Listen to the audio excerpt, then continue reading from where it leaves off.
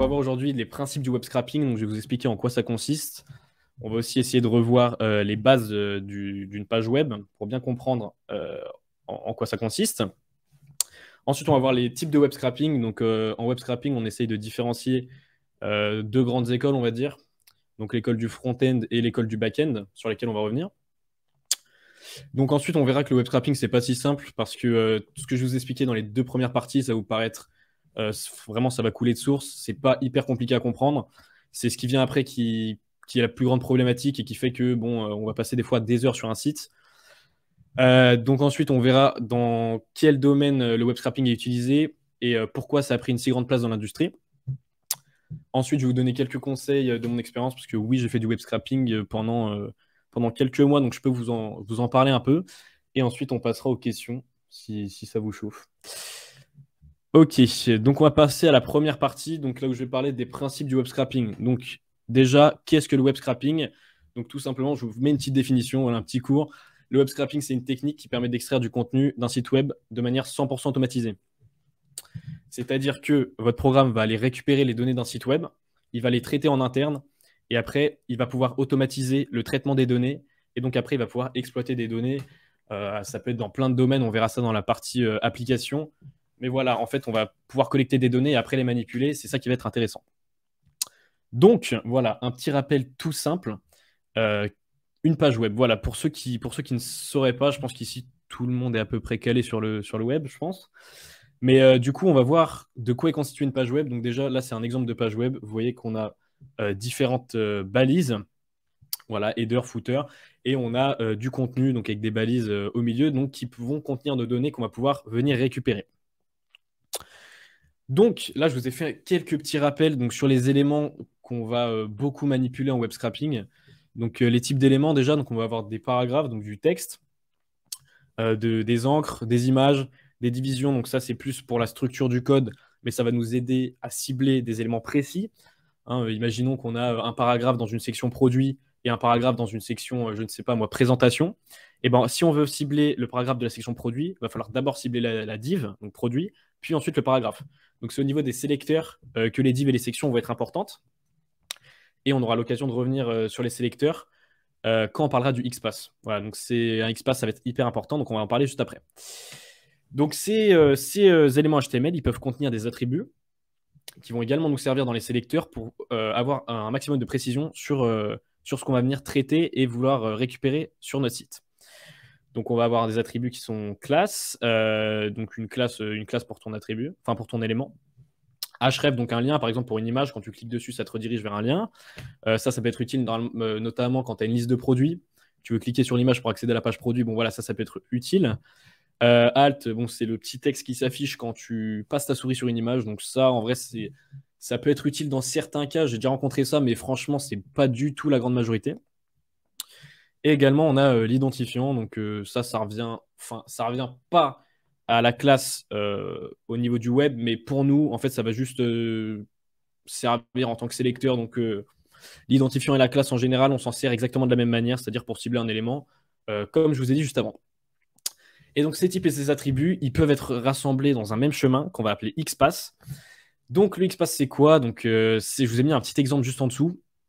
Vous voyez, en fait, c'est un chemin qui permet directement d'accéder à un élément en particulier. Donc vous voyez qu'avec l'arrobase, on peut sectionner un attribut, et avec le double slash, on peut sectionner n'importe quel attribut sans devoir préciser sa localisation auparavant. Voilà.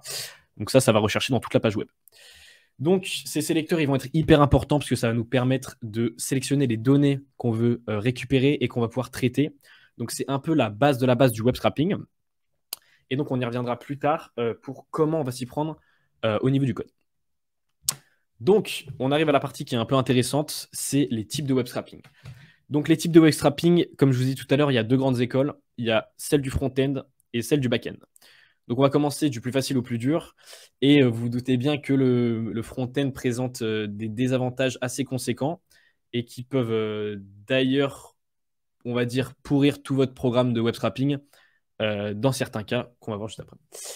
Ok, donc on va commencer par le type du front-end. Voilà, donc deux types, front-end, back-end. On va commencer par le front-end et je vous propose de commencer par un petit exemple. Voilà, donc là, je vous ai ramené sur une page d'un site, un site quelconque, c'est pas important. Et donc, on est sur une fiche produit. Donc, on peut se dire qu'on est un concurrent qui voulons nous approprier les données d'un site concurrent pour, on va dire, s'aligner sur les prix ou pour se situer dans le marché. Donc, déjà, on peut voir qu'il y a différentes données à l'écran et on pourrait se dire, bon, bah, on va choisir quelques données.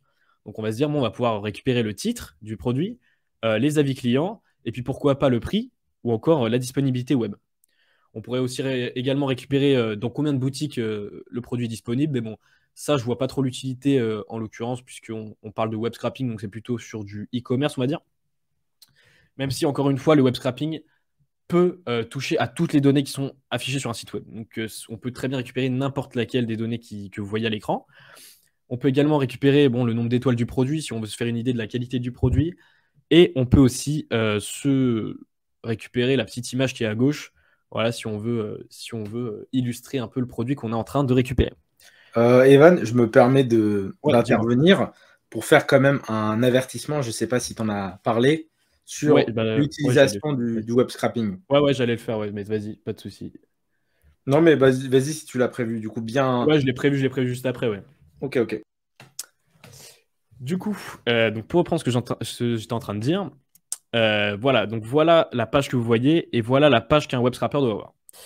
Donc ici, on a différents éléments. On a l'élément, par exemple, du titre qui va être représenté par un string, l'élément des avis, donc qui peut être une liste de strings, donc une liste d'avis, on va dire, le prix qui va être un float et la disponibilité web qui va être un boolean, donc soit vrai, soit faux. Donc il faut savoir que ces éléments ne sont pas des strings directement, c'est-à-dire que dans votre programme, vous allez d'abord charger la page web à travers différents modules. Donc par exemple pour Python, on peut citer Beautiful Soup ou pour Java JSoup. Et donc on va pouvoir charger la page web. Donc d'abord, le programme va envoyer une requête pour charger le contenu HTML. Et ensuite, on va pouvoir par-dessus appliquer des sélecteurs pour pouvoir venir récupérer nos données. Donc, par exemple, si on veut récupérer le titre, on va venir sélectionner une balise. Je vous dis n'importe quoi. On va dire que c'est une balise H1.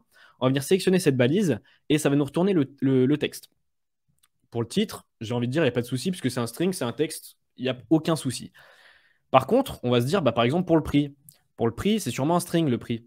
Donc, on va se dire, ouais, mais nous, on aimerait bien l'avoir sous forme d'un float. Du coup, là, on va utiliser ce qu'on appelle un parseur. Donc, pour ceux qui font de la programmation, je pense qui sont au courant, c'est en fait, vous allez prendre une donnée, par exemple un string, et vous allez créer une fonction ou un algorithme qui va la transformer en une valeur, par exemple, ici flottante. Donc ici, on va se dire, OK, on va remplacer le symbole euro par une virgule, ou par un point, et on va le transformer en valeur flottante. Donc c'est exactement ce que vise à faire le parsing, du coup. Et pareil pour la disponibilité web. Donc en stock, on peut parser ça en un boolean. Si c'est en stock, on dit que c'est true. Et si c'est pas en stock, on peut mettre false. Voilà, pour se donner une idée de la disponibilité. Voilà, donc, oui, du coup, je vais faire mon avertissement maintenant. Au niveau de, on va dire, la légalité, il faut absolument respecter les conditions d'utilisation que propose le site. C'est-à-dire que vous ne pouvez pas faire ça sur n'importe quel site. Et on y reviendra au niveau du back-end et des difficultés. Mais les sites limitent souvent les requêtes et c'est pour une bonne raison. C'est parce que le web scrapping, ça demande un amas de requêtes qui est assez important et donc qui n'est pas toujours bon pour les serveurs en face. Donc oui, il faut exactement l'accord du responsable du site pour pouvoir effectuer ce genre de pratique. Donc, on va passer à la deuxième pratique qui est le back-end. Donc avant, je vais vous faire un petit rappel sur qu'est-ce que le JSON, puisqu'on va en avoir besoin pour notre approche back-end. Donc le JSON, c'est tout simplement un format clé-valeur. Voilà, donc vous voyez en haut à gauche, clé, name, valeur, John. Voilà, donc c'est aussi simple que ça. Et on peut avoir des petites variantes. Donc par exemple, vous voyez à droite, door Windows, vous voyez qu'il y a un petit crochet. Donc ça, c'est tout simplement pour désigner une liste d'objets. Et chaque objet contiendra des clés-valeurs également. Voilà, en bas à gauche, je vous ai mis un petit récapitulatif donc, de Hostinger. Je crois qu'il a été partenaire cette année ou il y a quelques années d'ailleurs. Donc voilà, donc est-ce que vous avez des petites questions? Je pense pas. Ok, je pense que c'est bon. On va pouvoir enchaîner. Donc, pour ce qui est du back-end, il va falloir travailler avec des API. Donc une API hop, juste là, je vous mets encore un petit exemple pour vraiment que ce soit clair pour vous. Donc ici, je vous ai remis la même page, mais on va traiter le problème différemment. Donc je vous ai mis une base URL, donc api.monsite.fr. Donc on peut imaginer que c'est l'API du site sur lequel on veut extraire des données. Et donc on a la base URL et on va introduire une route. Donc là, la route, c'est product/name avec un paramètre qui est introduit par un point d'interrogation et avec une clé et une valeur, encore une fois. Donc la clé ID et la valeur 1, 2, 3, 4. Donc ici, en fait, on va venir à travers la route demander une information précise et à travers le paramètre, venir cibler un objet précis, ici notre produit. Voilà. Et donc cette route, elle va nous retourner le nom de notre produit. Mais elle ne va pas nous le retourner comme tout à l'heure sous forme d'un string et on ne va pas venir le récupérer directement sur la page telle quelle. On va venir récupérer en back, en fait. Donc, si vous voulez, c'est comme on va venir récupérer les données brutes, en fait, qui sont stockées par le site et pas celles qui sont affichées. Elle est là toute la différence parce que les données qui sont affichées, elles sont prises du back, en fait, pour être affichées. Donc, voilà, nous, prélèvement à la source, si vous voulez, c'est un peu ça. C'est parti. Donc, du coup, je vous ai mis la petite requête et la réponse pour qu'on puisse voir ça ensemble. Voilà. Donc, ici, on a notre requête en HTTP. Donc, on a encore une fois deux types de requêtes. Bon, en web scraping, on va surtout utiliser les requêtes GET, donc qui sert à récupérer des données. Donc, on va faire une requête de type GET sur notre URL, donc avec notre base URL, donc api.monsite.fr. Avec notre route, donc product/name, donc là, l'information qu'on veut récupérer, et sur notre produit qu'on fournit en paramètre avec le petit ID 1, 2, 3, 4. Et donc, l'API va nous retourner une réponse qui est en JSON, c'est pour ça que je l'introduisais tout à l'heure. Et donc, on va obtenir le product ID, donc qu'on avait déjà fourni de toute manière dans notre URL, avec le nom du produit. Donc, Gigabyte, GeForce, RTX, voilà. C'est celui qu'on avait sur le site. Donc, vous voyez que ça marche bel et bien. Et en fait, c'est comme ça que va se passer le web scraping. Donc là, vous allez me dire, on fait ça sur un titre. Mais imaginons que je veux récupérer les avis. Comment ça se passe? Et ben, ça se passe exactement de la même manière. Ce qui est bien avec le format JSON, c'est qu'on peut traiter à peu près tous les formats de données, même les images à travers des URL. Ce n'est pas un problème. Du coup, pour récupérer les avis, ça va être très simple. On va du coup avoir recours à des arrays en JSON. Donc, c'est les listes dont je vous parlais avec les petites accolades, avec les petits crochets, pardon. Voilà. Et donc, on va avoir une liste d'objets, une liste d'avis. Donc, un objet, on va avoir un objet qui s'appelle avis, en fait, où on va stocker l'avis du client et la note des clients. C'est parti. Donc, on fait une requête avec toujours la même base URL parce qu'on cible la même API, sauf que la route va changer puisque l'information à laquelle on veut accéder va changer. Donc, product/ratings, donc les avis, avec le petit ID de notre produit qui ne change pas. Et donc là, pour la réponse, du coup, on peut se dire qu'on a toujours le nom. Pourquoi pas? Pourquoi on n'aurait pas le nom? Voilà, on peut se dire qu'on a l'ID, le nom, et en plus, on a les avis. Donc ça dépend des API, après ça dépend des développeurs qui l'ont fait, mais il peut nous afficher plusieurs informations à la fois. Donc il y a même des API là où en fait, tu demandes juste un produit avec juste son ID et ça te met le nom, les avis, l'image, la description, ça te met tout. Donc en fait, ça dépend vraiment des API. Donc là, je vous ai simulé une petite API pour que vous puissiez avoir une petite idée. Et donc là, vous voyez qu'on a l'ajout d'une nouvelle liste, donc la clé Product Ratings, qui est en fait une liste d'objets, et chaque objet est un avis. Donc là, vous voyez qu'un objet est défini par des accolades, et les objets sont séparés entre eux par des virgules. Et donc ici, on a Rating Quote, donc c'est l'avis du client, donc très bon produit, et Rating Mark, donc c'est la note sur 5 qu'il a mis au produit. Donc vous voyez que la quote, c'est un string, et la marque, c'est un int. Donc on peut avoir tout type de valeur en fait dans nos objets. Voilà. Alors, vous allez me dire, maintenant, qu'est-ce qu'on en fait une fois qu'on a fait cette requête? Qu'est-ce qu'on en fait? Dans votre programme, vous allez venir générer une requête donc, qui est de type GET sur cette URL-là. Ça va vous retourner du JSON. Ensuite, ce JSON, vous allez le traiter. En fait, on va dire grossièrement, ça revient à faire du parsing de tout à l'heure. C'est vous allez reprendre les valeurs de votre JSON, vous allez cibler. Par exemple, vous allez dire, bon, je vais prendre rating quote, ça va vous donner un string. Et donc, vous allez stocker ça dans des objets. Bon, je prends le Java pour ma part. Vous allez créer un objet avis qui va contenir un string, la quote, et la note, la marque. Et donc, vous allez faire une boucle itérative qui va boucler sur votre liste de JSON et qui va créer un objet pour chaque avis. Et donc, comme ça, vous pourrez avoir accès à vos avis sans refaire de requêtes. À côté de ça, on peut imaginer une task qui viendra updater cette liste au fur et à mesure. Voilà. Comme ça, on a juste à taper dans la liste et pas retaper dans les requêtes et tout parser à chaque fois. Donc, on peut avoir une liste, une task pardon, qui update notre liste et qui repasse à chaque fois. Et nous, on tape juste dans notre liste avec les objets. Ok. Est-ce que jusque-là, ça va? Ouais, ça a l'air d'aller. Ok. Et comment ça se passe avec les sites qui ont une authentification? Qu'est-ce que tu entends par authentification? Est-ce que tu parles d'une authentification, c'est-à-dire avec un compte client ou tu... Est-ce que tu peux préciser ta question, s'il te plaît? Oups. Ok, en attendant, on va passer à la suite. Et puis on reviendra sur sa question à la fin. Donc, maintenant, je vais vous parler des difficultés que vous pouvez rencontrer quand vous faites du web scrapping. Donc, pour le web scrapping, on a différentes difficultés dont je vais vous parler. Donc, tout d'abord, on a les rate limits. Donc, les rate limits, donc je vais vous traduire, c'est une limitation vis-à-vis des requêtes. Donc, il faut savoir pour le web scrapping, en fait, on a eu un amas de requêtes qui est absolument fulgurant. Donc, voilà, je vais vous dire une connerie, mais ça peut être, je sais pas moi, une requête par seconde, ce qui est énorme pour un site, surtout quand on charge des données dessus. Donc, voilà, une requête, deux requêtes, trois requêtes par seconde, c'est énorme. Et donc, vous vous doutez bien qu'il y a des sites qui ont une protection vis-à-vis de ça, parce que, bon, il y a des gens qui exploitent ça à mauvais escient. Donc, si vous avez l'accord du propriétaire et que vous voulez faire vos nombres de requêtes, soit vous obtenez une autorisation, et dans ce cas, vous obtenez une clé qui vous permet de bypass cette protection, soit on ne vous donne pas de clé, mais vous avez l'accord, et donc vous devez trouver une solution pour contourner cette rate limit. Donc, pour la contourner, c'est très simple. Bon, je vais vous donner une méthode parmi tant d'autres, mais on peut utiliser ce qu'on appelle des proxies.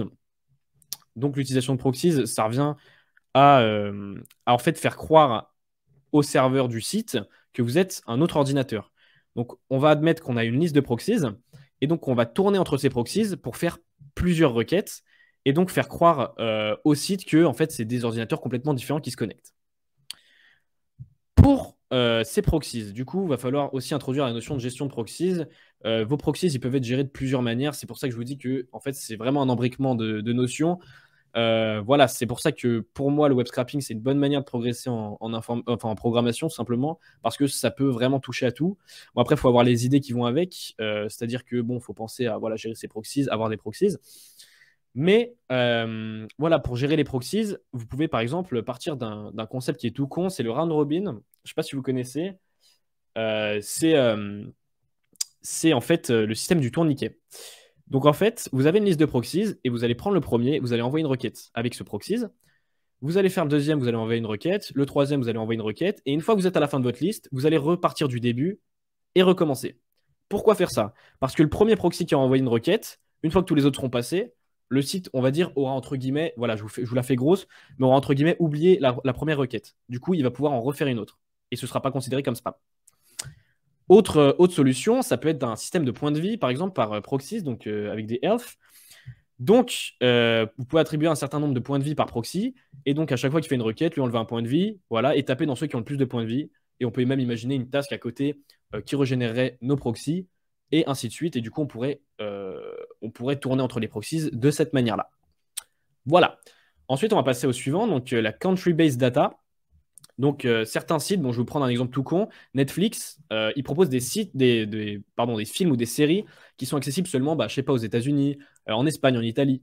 Et du coup, nous, notre rôle, ça va être de se faire passer pour quelqu'un qui est d'un autre pays pour pouvoir accéder à ces données-là. Donc, je sais pas, on peut utiliser un VPN, des proxys qui se situent dans d'autres pays. Ça peut être plein de solutions comme ça. Toutes les solutions sont bonnes à envisager, tant qu'elles sont bien sûr légales et respectueuses des accords que vous avez conclus avec le propriétaire du site. Ensuite, User Agent. Donc ça, je vais vous en parler. Donc c'est tout simplement un header dans votre requête. Donc vu que notre requête est générée par notre programme, on peut en faire ce qu'on veut.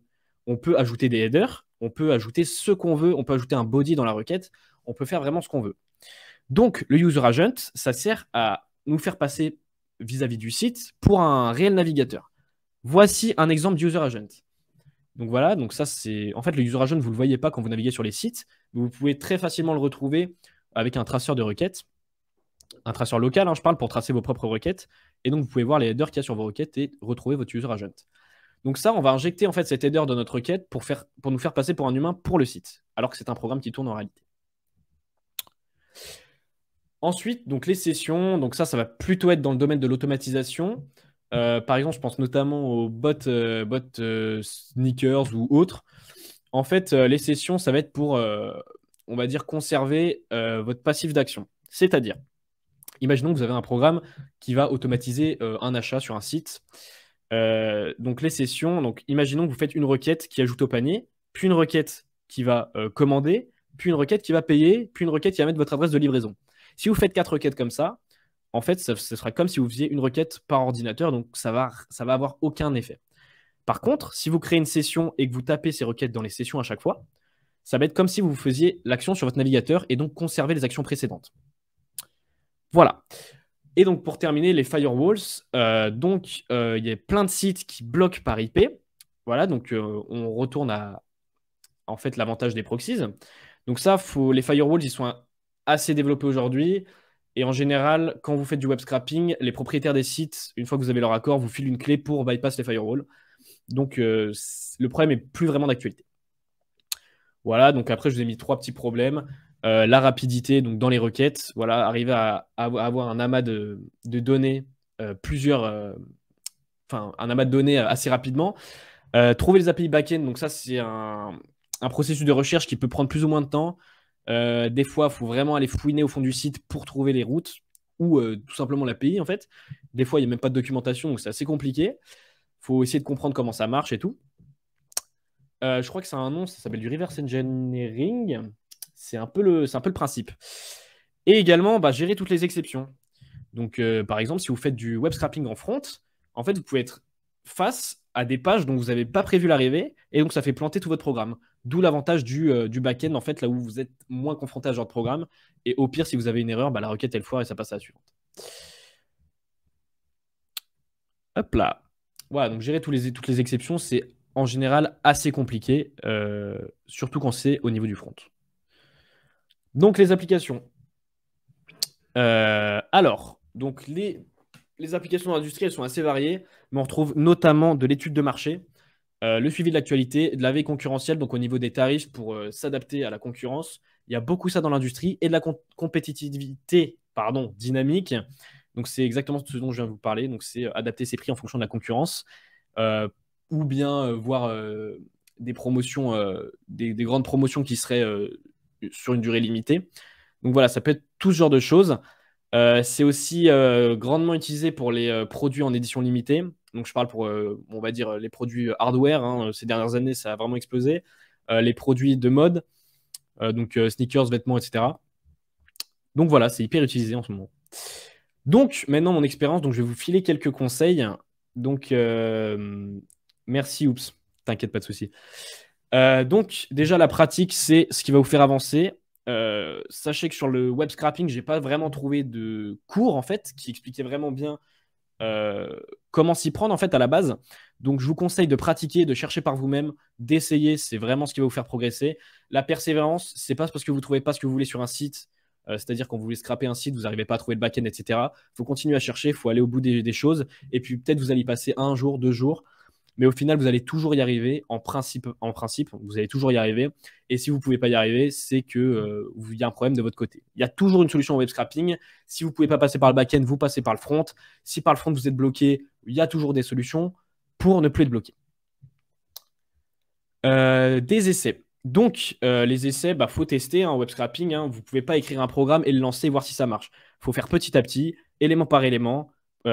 Sélecteur par sélecteur et voir ce qui marche pas, comment vous pouvez le régler et comment vous pouvez en fait résoudre le problème. Innovation, approfondissement. Donc par innovation, j'entends quoi? J'entends c'est comme le système de round robin que je vous parlais tout à l'heure ou le système de point de vie de proxy. En fait, l'innovation, ça va être d'essayer de trouver un moyen d'apprendre encore plus en fait que le web scrapping. Parce que le web scrapping, c'est pas une fin en soi. Hein, vous pouvez traiter de plein de sujets, de la répartition de charges, vous pouvez faire plein de choses. Et donc, je vous conseille de ne pas vous limiter uniquement à récupérer des données, les traiter, et voilà. Donc, c'est ce que j'entends également par approfondissement. Et des concessions. Donc, voilà, il y a des fois, vous ne pourrez pas faire tant de requêtes par seconde. Il va falloir relativiser un peu en vous disant, bon, j'y suis arrivé. J'arrive à récupérer des données. S'il n'y a pas 10 requêtes par seconde, c'est pas grave. On ralentit un peu le truc. Et dans tous les cas, tant que ça marche, on va dire que c'est bon. Après, si vous avez des contraintes au niveau de performance, là, il va falloir trouver d'autres solutions. Et en général, ces solutions, elles sont plutôt monétaires, donc il va falloir acheter d'autres moyens pour aller plus vite, des machines, des proxies. Voilà, une machine dans le cloud, ça peut être n'importe quoi, mais il va falloir investir. Petite conclusion. Donc, si vous avez des questions, je suis à l'écoute. Je ne sais pas si Graven peut m'envoyer des petites questions. Comment tu gères le cas des sneakers, par exemple, où tu sais qu'un produit va sortir, mais que tu ne sais pas encore à quoi la page va ressembler? Ok. Donc, pour les sneakers, en général, on a quelque chose qui s'appelle le Product ID. Donc, le Product ID, c'est un ID en fait par produit. Et en fait, dans le domaine de la sneakers, en général, les Product ID sont annoncés à l'avance. C'est-à-dire qu'on a la liste des sites sur lesquels la paire va sortir, la paire ou bien un vêtement quelconque. Et en général, pour ces sites, on a les routes en back-end. C'est-à-dire que toutes les pages se ressemblent, toutes les pages sont identiques, et on sait juste qu'on pourra accéder à cette page avec le Product ID. Donc, on va venir partir du principe que cette page existe, et on va lancer en permanence notre web scrapper sur la page avec le Product ID. Et dès qu'on va détecter la paire, dès qu'on va détecter un stock, on va envoyer des notifs et donc on pourra tout simplement se rendre compte qu'elle est en ligne. Donc voilà, à travers le Product ID, et les pages sont souvent toutes identiques.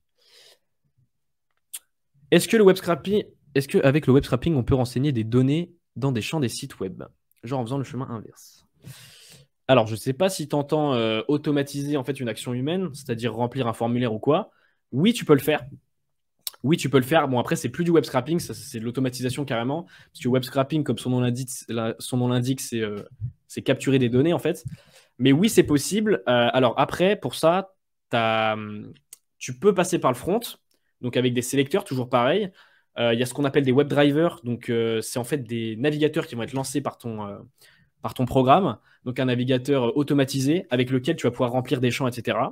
Donc, ça peut être une solution pour remplir des champs automatiquement, en fait.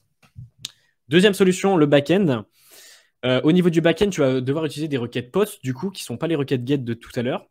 Les requêtes POST, là où tu vas pouvoir renseigner dans ta requête les informations que tu voudrais envoyer au site, et donc qui vont reproduire une action humaine. Encore une fois, pour faire ça, il va falloir inspecter le site, voir les requêtes que ça envoie quand tu le fais toi manuellement, et essayer de le reproduire avec ton programme, tout simplement.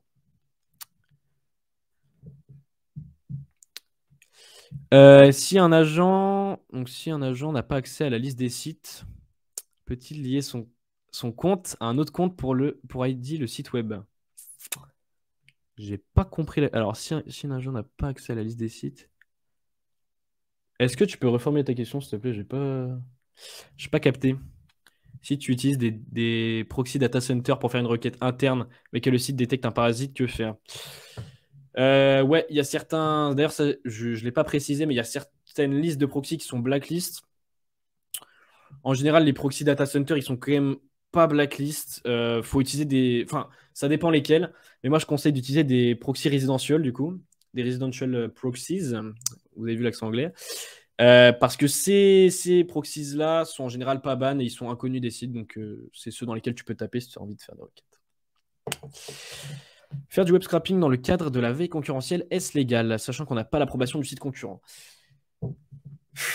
Grosse question. Après, je pense que d'un aspect légal, enfin d'un aspect moral surtout, c'est pas dingue.